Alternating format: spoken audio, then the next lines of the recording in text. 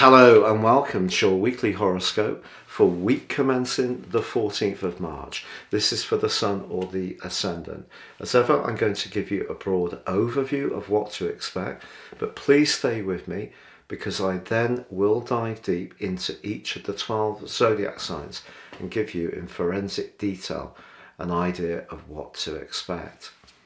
Now, the sign of Pisces is very much the end of the astral journey, and next week the Sun is going to be moving through the vernal point and we start through the spring equinox, the new astral year. So collectively, I think for a lot of us this week particularly is a time to really get in touch with our deeper feelings, and that could see us feeling a little bit nostalgic. We may want to withdraw a little bit and find some peace and tranquility. Any place that's near to nature or water can be particularly healing. Now, of course, Mercury moved into the sign of Pisces last week too. Technically debilitated, but brilliant if you want to write a song, share your feelings through a poem, or just think of the creative strands that help you to express the corners of your feelings, which are much less based on the practical sphere.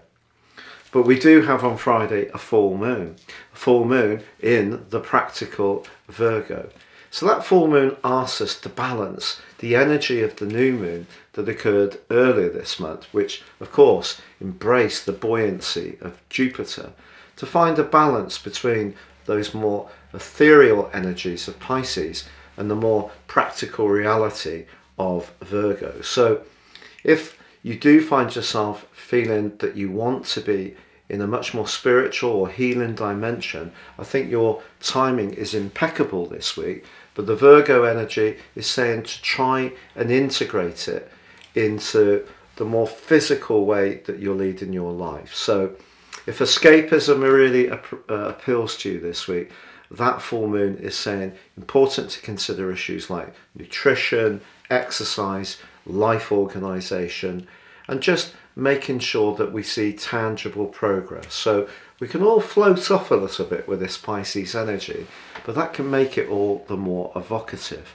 Now, on the back of that full moon, Pluto from the middle of this week is angling into the Sun, but it's in a very positive way, in a sextile. The Sun sextiling Pluto can see internal changes or physical changes in our reality. A sextile 60 degrees constructive. But also from the middle of the week, the glorious alliance between Venus and Mars, fantastic for socializing, that comes into an abrasive right angle with Uranus, the planet of truth, but also of freedom.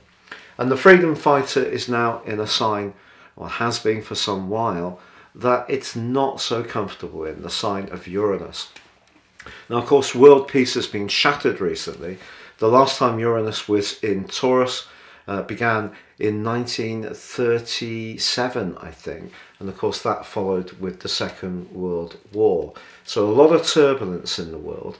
And I think next week, after the vernal equinox, Mars does come into an exact square with Uranus, which can be testing, particularly in terms of very sudden, unexpected, and very sort of forceful events are possible.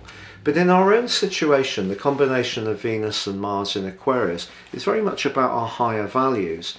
And Uranus rules the sign of Aquarius, so there is a kind of, it's the modern ruler, so there's a kind of receptiveness. So when it comes to our financial affairs, which is the physical plane of Taurus, I think it's best not to be too idealistic. So for example, if a friend, very Aquarius, suggests getting involved in some kind of get-rich-quick scheme and you feel the impulse to join in, I'd just slow down, because Uranus squaring Venus and Mars can make us very sudden in our movements, much more impulsive. But equally, we may be drawn to someone in our group that we find very attractive, and this could happen in quite a sudden way, or we may, in a romantic relationship, want to engender greater excitement and spontaneity in it. So things have been getting a little bit too dull and predictable. A great time to try to inject a little bit of devilment into the situation by doing something together which just creates a little bit of excitement and can reignite the spark that you had when you first met. So that's the overall pattern for us all. If you are new to my channel, I would be delighted if you would subscribe. Please click or tap on the bell notification symbol. Also, if you'd like to get your free written daily horoscope fired to your device each morning, please see the link below. And you can get your 12-month forecast and character analysis based on your personal astrology, time, date and place of birth, and ascend above this Zodiac broadcast by seeing the link below and get 30% off with my special offer package. Hello Pisces, and welcome to your weekly horoscope for week commencing the 14th of March. Having that pack of 4 wonderful influences in your sign at the present time: the Sun, Mercury, the planet of communication, Jupiter, your traditional ruler, and Neptune, your co-regent, gives you a fantastic asset. An asset to embrace what's individual to you.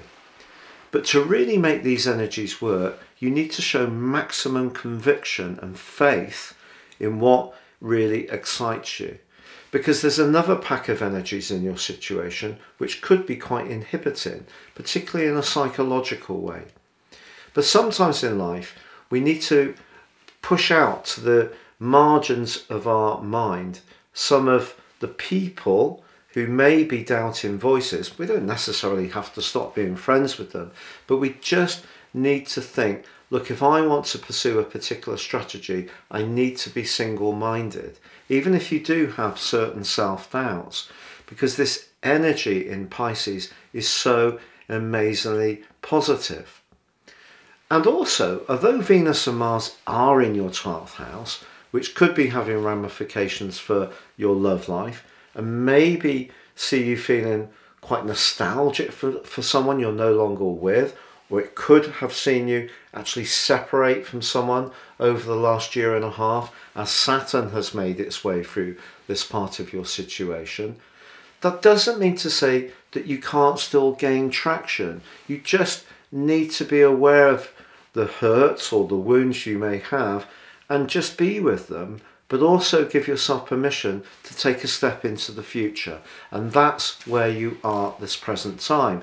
And speaking of the future, Pluto, the planet of change and transformation and power, is in a glorious alliance with the Sun and ultimately the full moon on Friday. And that's really helping you if you want to take the opportunity to alter, probably in a physical way, but also deep within you, alter your approach to move forwards in this fresh way. Now, what I would say is that something that is related to a confidential matter could come into the open in the second half of this week. I wouldn't be too keen to reveal even the slightest snippet to someone you don't know very well or have always thought was maybe a bit of a fair weather friend. So anything of a particularly private or confidential nature, I would keep close to your chest in the second half of this week, because Uranus could see something suddenly slip out, because Uranus is in your sector of everyday information that's probably best kept in-house. But the full moon on Friday is in your opposite sign. And someone may criticise you for being very single-minded and singular in your approach towards the end of this week. But as I say, there are some times in life when we have to push out our self-doubts or the voices of those who don't quite agree with our strategy. And that may be something you do need to do as this week draws to a close. So I think the energy in Aquarius is asking you to be respectful of your emotional and spiritual needs, but not be dominated by them.